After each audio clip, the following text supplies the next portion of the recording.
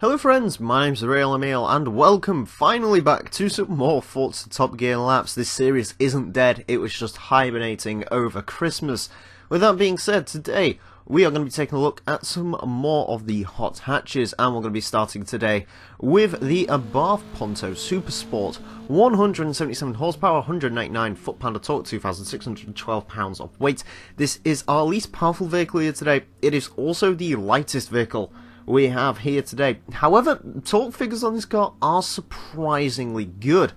The Fiat Punto is a car which I've always kind of liked, and I really do kind of like the Fiat Puntos. I'd almost consider buying one, to be fair. But what is it actually like to drive? Well, the Punto is a rather excellent handling vehicle, if I'm being honest. This thing is just super smooth through the corners.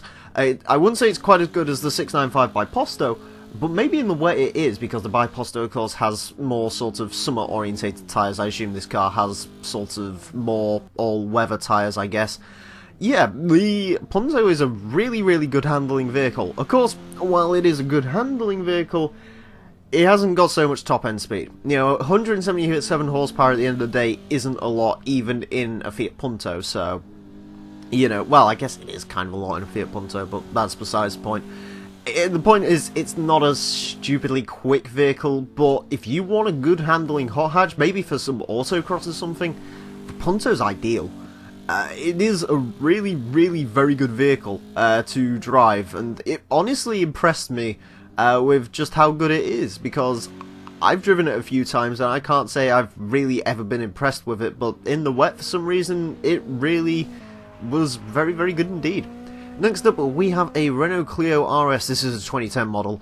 198 horsepower, 159 foot-pound of torque, 2,654 pounds of weight. Now, the interesting thing to note with this Clio is, unlike most of the vehicles here today, this thing is not turbocharged. This model Clio RS actually used a naturally aspirated 2-litre engine, I believe. And while that sounds all fine on paper, especially if you're like me, a fan of natural aspiration, the problem with a 2-litre engine is it does weigh a lot more. And granted, while this car only weighs 2,654 pounds on paper, I would say a lot of the weight of this vehicle is over the front end. Granted, you know, it is on every front-wheel drive car, but a lot more of it is on here because it's got a bigger engine, and because of that, it's not great. It is a heavy feeling car, this, if I'm being honest. Now, I've driven it on the on dry before, and I thought it was absolutely atrocious.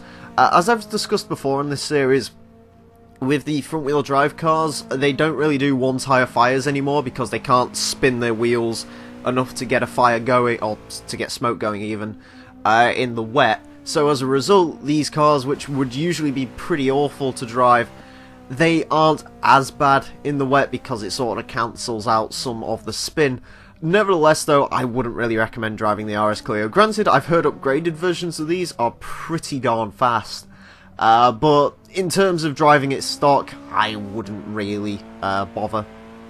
Next up, we have the Hyundai Veloster Turbo, 201 horsepower, 195 foot-pound of torque, 2,767 pounds of weight. Hyundai Veloster. Not a car I particularly... I don't know. I'm still... This car's been out for a good couple of years now, and I still cannot make my mind up on the way this thing looks. It's kind of weird. I don't like the fact that, you know, it's got 2 doors on one side and 1 door on the other side. I don't like that idea. But in terms of looks, I guess it's something different, at least. At the very least, it is somewhat different. As far as driving it, though, it doesn't really feel particularly different. It's okay. That's about the best I can say to it. It isn't a great handling hot hatch. It isn't an awful handling one either. It does have a fair bit of on-power understeer. 201 horsepower, you know, we are starting to climb up there in power now. And, you know, 200 horsepower, a hot hatch should still be able to deal with that relatively well. And to be fair, the Veloster just about keeps its power in check, but it's nothing incredible. It is a bit on the slow side as well. Again, 200 horsepower, while for asking the front wheels to deal with that is quite a lot. Asking just sort of like a general track, it's still not going to be as quick as a few of the cars we've had around here.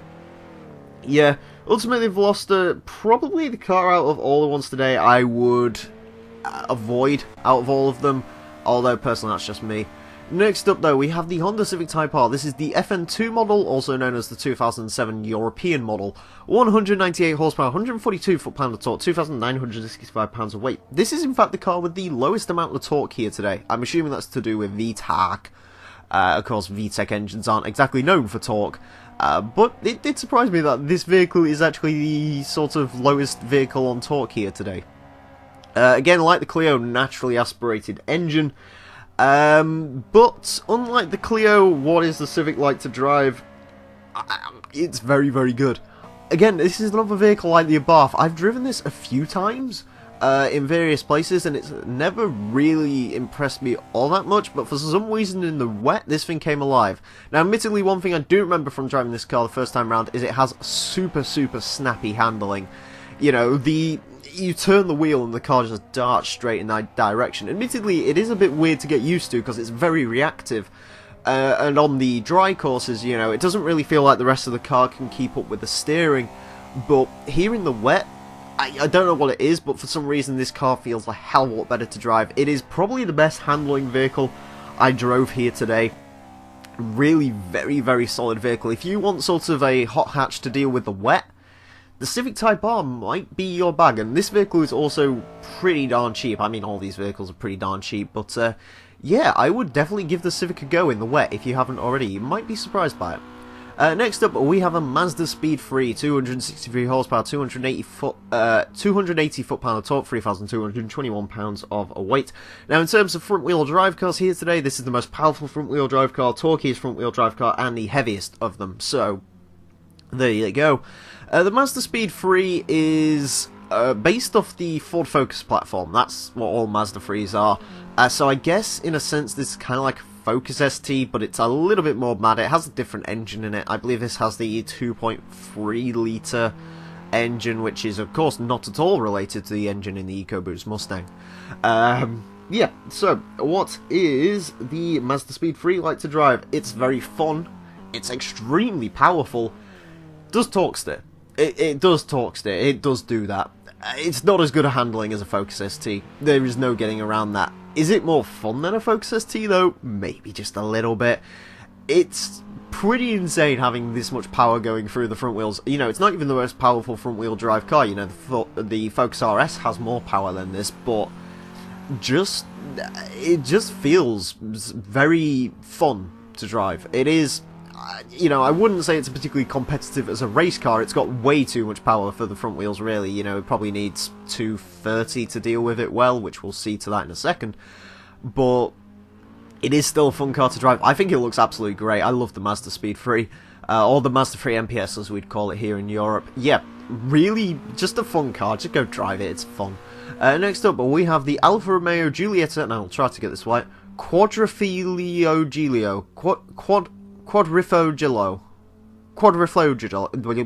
Yeah, the Giulietta. 251 horsepower, 251 foot-pound of torque, 2,910 pounds of weight. I just made all of my Italian listeners' ears bleed. I do apologise. Anyways, the Alfa Romeo Giulietta. So, remember what I was saying about the Mazdaspeed III doing well, you know, if it had 230 horsepower? Enter the Alfa Romeo Giulietta, which does weigh 300 pounds less, admittedly, but with, you know, less power and less weight, it is a faster vehicle. It is a very decent hot hatch to drive, this one. Again, it's something out there. You know, that's the one thing with most of these vehicles here today. You know, they are all something different from the norm. You wouldn't usually go to these vehicles, and I guess the Giulietta is probably the most obscure, save for maybe the Veloster, on the list today. You know, people won't really drive this vehicle, and that's a bit of a shame because it is a very decent hot hatch. You know, if you're looking for a weird sort of replacement for a Focus ST, this might be in your bag. Admittedly, it's not as good as a Focus ST. ST has more power. It does weigh a little bit more, but it is a slightly better handling vehicle from what I remember as well. But, you know, the Giulietta, if you want something that's a little bit different but still performs pretty darn well, Giulietta could be your bag. Next up, we have the Mercedes-Benz A45 AMG. This is our final car of today. It is a four-wheel drive hot hatch, which you know, that's why I put it at the end here. 355 horsepower, 332 foot-pound of torque, 3,263 pounds of weight. Across the board, this has maxed out all the stats here today. You know, it's the most powerful car, torquiest vehicle, and heaviest vehicle, all things considered. So, really what this car is going to be gunning for is the Focus RS. That's the other sort of super four-wheel drive hot hatch. This, along with the Focus RS, are probably the best hot hatches in the world right now in terms of just raw performance. They're just unmatched. They are incredible, incredible vehicles. Out of the two, though, the Focus RS is the better car to drive. The A45 will understeer quite a bit. It's okay, don't get me wrong.